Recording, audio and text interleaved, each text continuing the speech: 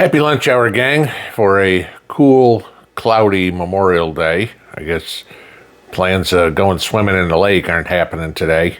It's not like I need to cool off when the high today is supposed to be like 67. Though it might be a good day for fishing, so that might be in the plan today.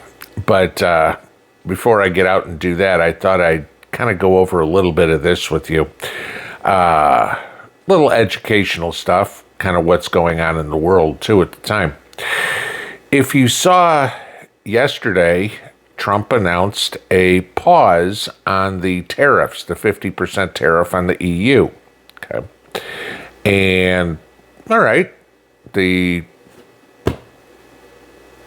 EU's pretty happy. I mean, as the English market, the FTSE, or the German market, the DAX, opened here on this Monday morning, there was positive sentiment, if you will. They were each up over 1%.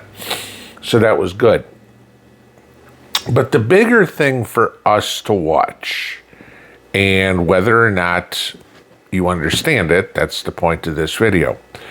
You'll hear comments about the dollar index, the strength of the dollar, right? And I mean, we all know the story of, what a dollar would buy you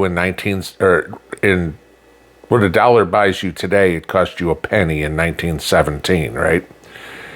Okay.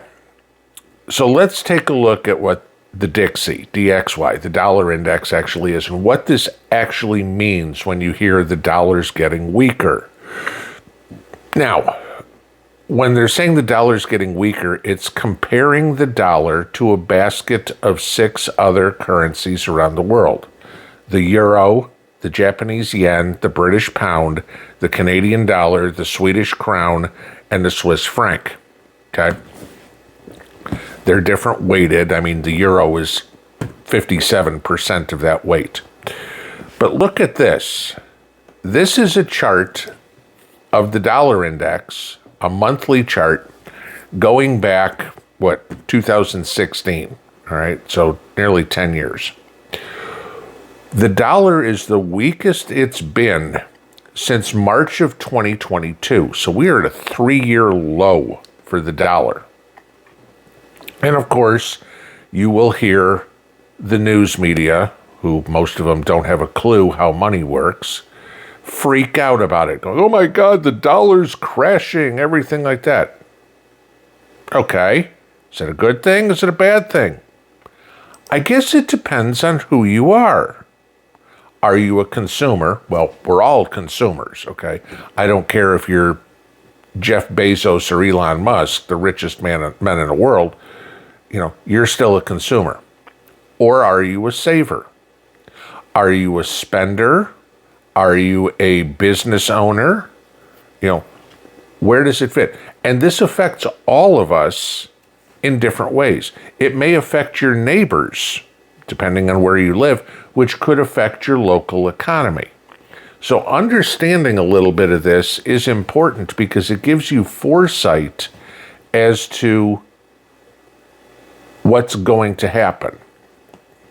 So let's take a look at how this all works, okay?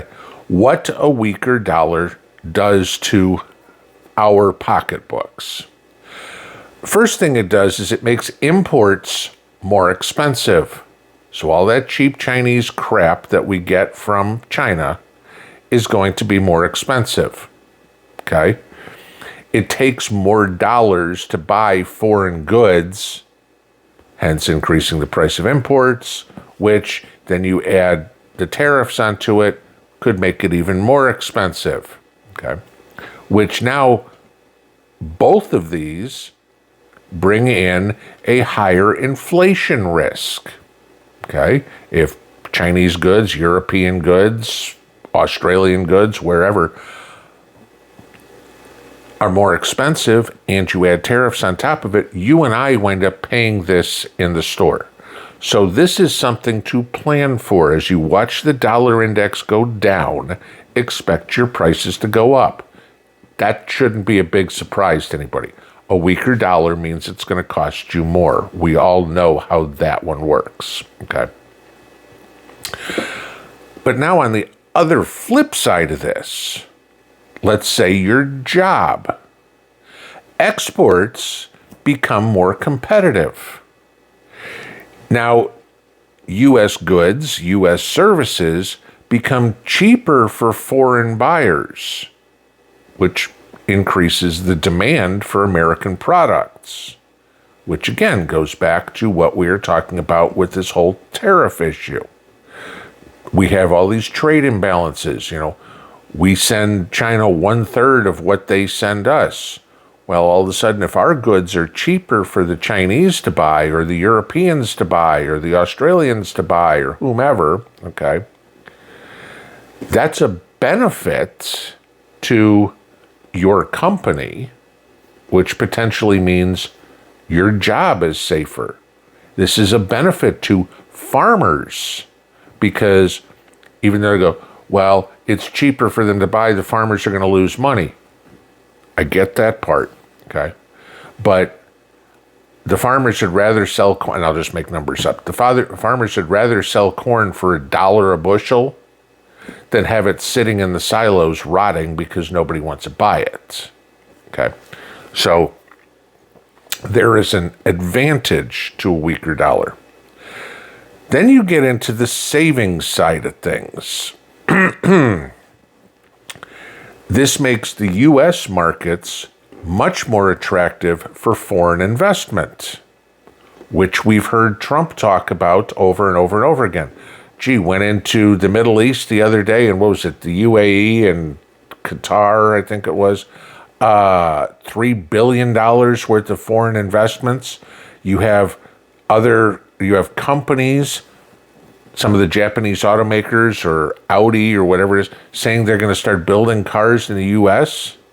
because this is a good thing. A lower dollar now brings business to the U.S., which means more jobs. Okay? Somebody says, oh my God, I've been unemployed, I got laid off, whatever. There might be new companies coming because the dollar's weaker. Remember the chart I showed you? If you look in January of this year, the dollar index was about 110. Now we're 99. It's dropped every month this year. What else happened in January this year? Okay? We're having the dollar index drop because of Trump's policies, which in some respects are good. The inflation part, not so much. That's the Fed's responsibility to take care of. All right? The funny part is we haven't seen any. We've actually seen prices down. It is, what is it? This is the lowest gas prices in 22 years for Memorial Day. Funny how that works. Okay, food prices are down. Those are facts, not Democrat talking points. Oh my God, everything's so much more expensive. No, it's not. Okay. But then you start looking at your money. Okay. Direct correlation here, dollar to dollar. Let's say you are one of those savers, like most of us should be, buying gold and buying silver. What is a weaker dollar good for? A weaker dollar is good for gold and silver because people go, if the dollar's getting a little weaker, I want to put my money somewhere that will appreciate in price. I want to protect the value of my dollar. Gold and silver be a good one. What should we expect? An increase in the price of gold and silver. You can also throw Bitcoin in there, all right? You will probably see an increase in the price of crypto assets, at least the good ones, not the goofy, silly ones that are just made up imaginary total stuff, the ones that actually have established themselves as legitimate, okay? Or even if you look at your savings, let's just say your passbook account, your savings account, chances are, in order to combat any of this inflation, the Fed, contrary to what Trump wants, will probably have to raise rates if there is any inflationary pressures, which there's not yet. We keep hearing people say we're going to have rate cuts this year. I've heard 4 rate cuts this year. I've heard no rate cuts this year. I haven't heard anybody say about raising rates. So now you start putting all this together. Well, if the dollar index is coming down and that's bringing investment into the United States, if it's not affecting inflation, which means we don't have to raise rates, but in the same respect, probably won't see cuts in rates. Okay, if you're looking at 3.8, 4% CDs or whatever it is, you can probably say those are relatively consistent. You should be able to hang on to those kind of returns for a while. You should see some increase in the value of gold and silver. There was, I don't remember who it was off the top of my head this morning, but there was another analyst firm that raised their price target on gold this year to $3,500. Not that that's significant from where we are. That's not even 10%, but still, you get a 10% return a year, you're doing good. You're beating the markets. Okay. So when you hear all this panic about, oh my God, the dollar's getting weaker, the dollar's getting weaker, the dollar's getting weaker, depending on where you sit, this is actually a good thing. If we don't see the inflation, and we do see the investments into the United States, that's a good thing. Which means these policies that we're seeing are actually working. Now, could this all change? Sure. All we need to do is see the dollar index go back up to 110 and all bets are off. But we've now looked at 5-month track record of this dropping. This is why we're seeing prices come down, inflation coming back to what they call healthy inflation, which is 2%. But that brings me to another topic which I want to mention in this is be careful, because what the dollar index is measuring is your spending power. How much can you buy with a dollar? Okay, less. So let's go into this real quick. Let's say, for example, you have a CD paying you 4%. And I want people to understand this, because just because you have more money doesn't mean you're getting, to use the term, wealthier. Let's say you have a $100 CD and it pays 4%. Okay, that means you get $4 in interest. So at the end of the year, you have $104, but you have to pay taxes on that. All right. So let's say it's a long-term capital gain. You owned it for a year and a day. Well, you got to pay 20% taxes on it. All right. So I made $4. I got to pay 20% on that. That means I've got to pay, I'm keeping after taxes $3.20. Okay. Except inflation went up 2%, good inflation. So that means what I could have bought last year for $100 now cost me $102. So this is where we get into your spending power. So now you have $320 after taxes, and the stuff costs $2. That means your net return was 1.2% on that 4% CD. You're barely staying ahead of inflation.